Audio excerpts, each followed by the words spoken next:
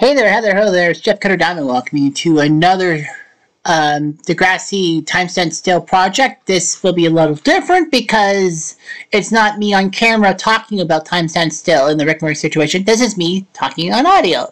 So today I've decided to give you the 12 Rick Murray videos that you have to see about the storyline that I have done are all that. Now, not all the videos are singlets. They're more of a series. Some of them will be talking about a series, but I will give you 12 videos about what you should see and what you should get with the Rick Murray situation. And they will all be in a certain YouTube playlist that I created called The Rick Murray Situation.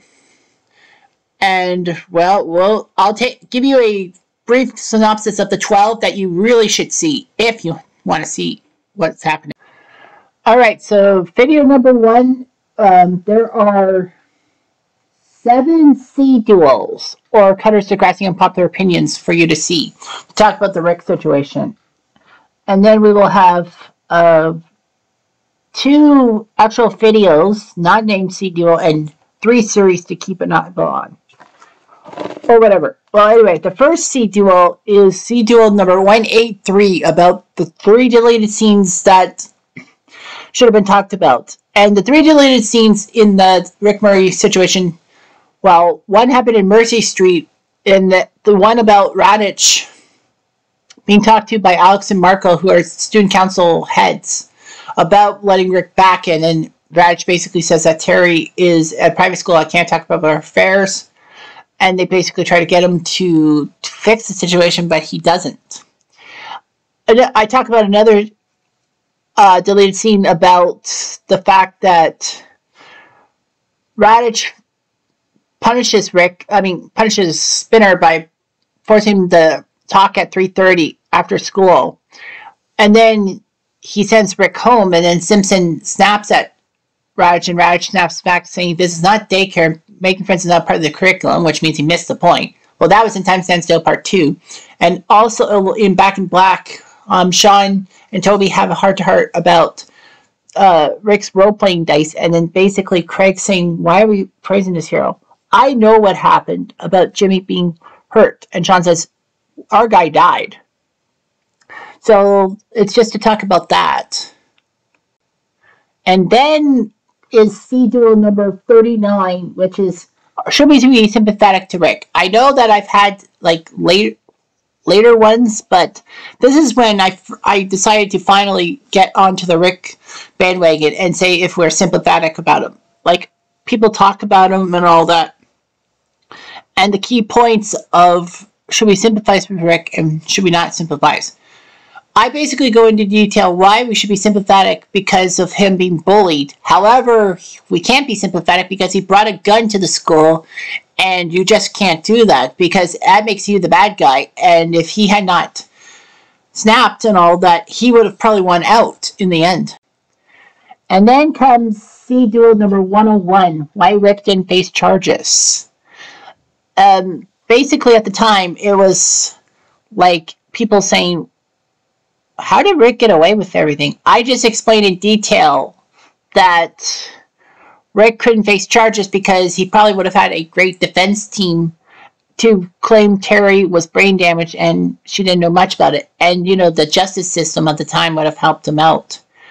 But, of course, a lot of these videos are dated in the sense that there's things that could change over time. But the fact of the matter is that, you know, Rick should never have came back to the school in the first place. And practically, with the fact that the police were not notified, what can they do? And then comes C duel number 130, entitled, Why Rick in Depth Actually Was Better for the Students and the School. Because, you know, it raises the question, and I get to that in a mini-series I did that I'll talk about later. But the fact of the matter is that Rick probably in depth worked out, because if he was alive, if he was put on trial, Rick probably would have spilled his guts, and Rick would have implicated Paige in her group. Emma obviously would be involved in it. Jay, Spinner, and possibly Alex. So basically, all those characters would have to confess their guilt and all that, and then there would have been massive punishments, especially to Jay, Spinner, and Alex. They would have been not only expelled, but would have been criminally charged and put into jail. Well, put into juvie. So I just go over the fact that some characters are lucky that Rick died because, you know, things would have been a lot worse for them.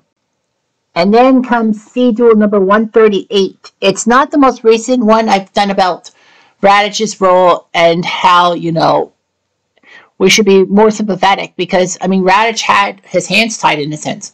But the reason why C Duel 138 is the one that I want you to watch is the whole thing I talked about with Rachel Violetta, who's a very good Degrassi Reddit person who has a couple times saved me with good video analysis and all that. So practically what she said about Radich being burned out and all that, I get to that, and then I talk about, you know, Radich and all that. There, in that playlist, I have a few that are old, later, newer than 138, but 138 has Rachel Violetta, so I think you should watch and see how she reacted. And then comes C Duel 150, as in the cleaning Emma phase. I get through that because I talk about how Emma's cleaning phase happened because of the Rick situation. You know, you had Nosy Emma, you had Emma, friendless Emma from before in season 4. And then after the Rick situation, you had zombie Emma, and then you had cleaning Emma. And I explain in detail why cleaning Emma happened, and, you know, the whole thing after Rick had gone, like, Emma probably felt guilty, and because of the fact that she didn't really have a friend group, and she didn't really have a boyfriend, that she started to become clingy towards keeping friends and keeping a boyfriend. Well, especially a boyfriend for protection and all that. So that's just how it goes in this one. And then I talk about Emma's cleaning phase in massive detail. And then comes C Duel number 176, the last of the 7 C Duels. It's also with Rachel Violetta. 176 is when I compare Rick's situation with Chloe Tanner from Degrassi High.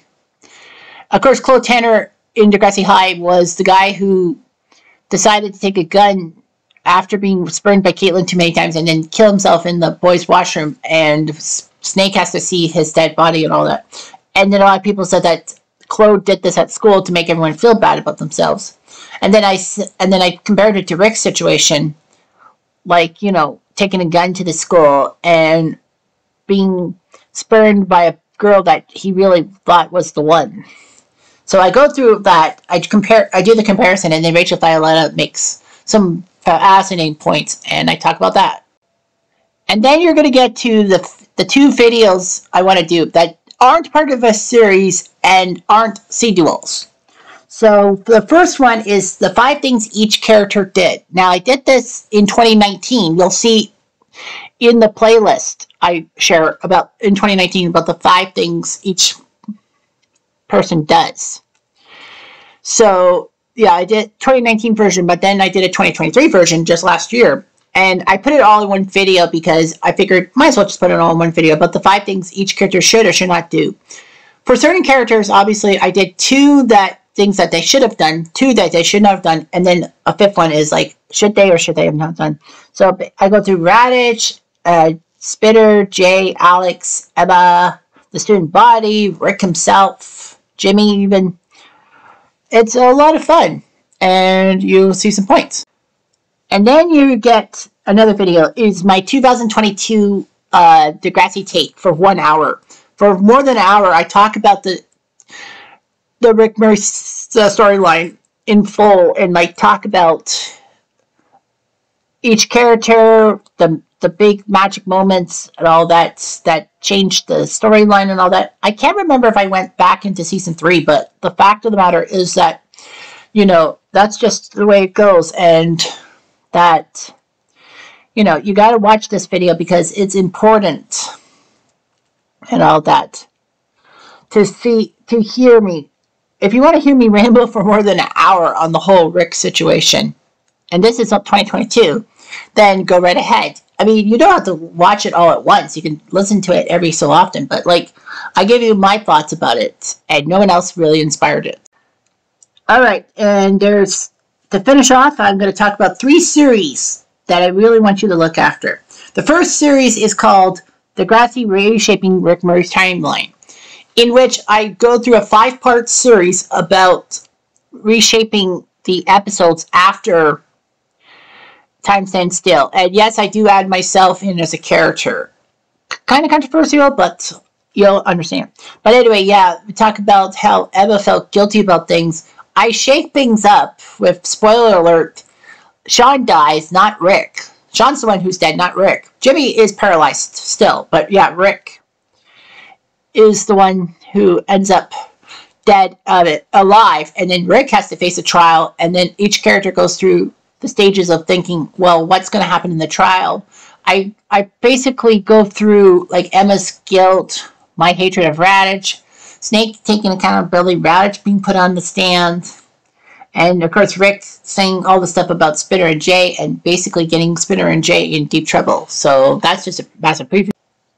And then the second series is the Cutter Rick Murray takes. Something I did a couple of years ago. I listened to what 4 massive YouTubers did about the Rick Murray situation, about Not a Vampire's videos, usually Eric's videos, the Jasper and Bridget Degrassi podcast that I listened to, and also, of course, my Taco Bell take, my 1-hour take about the whole situation, and my videos up to that moment. I can't remember, I think it's 2 years old or something like that, but yeah, my Taco Bell take, and then, see, well, and give a grade of taking care of the Rick Murray situation in the first place.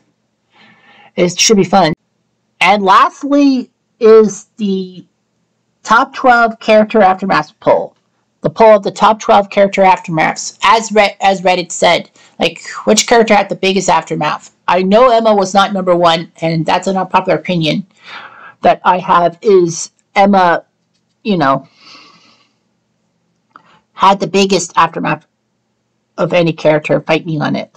But yeah, I go through the 12 characters with the biggest aftermaths, like Sean with his PTSD, Toby about, his friend being, his supposed friend being a shooter, Radish and how he ended up losing his job, Jay, Spinner, and Alex, their aftermaths and all that. And of course, can't really say Rick because Rick's dead, but he has made the school a living hell. So those are your 12 videos that you got to keep your eyes on, and it should be fun to watch. Anyhow, I'm Jeff Diamond Edu.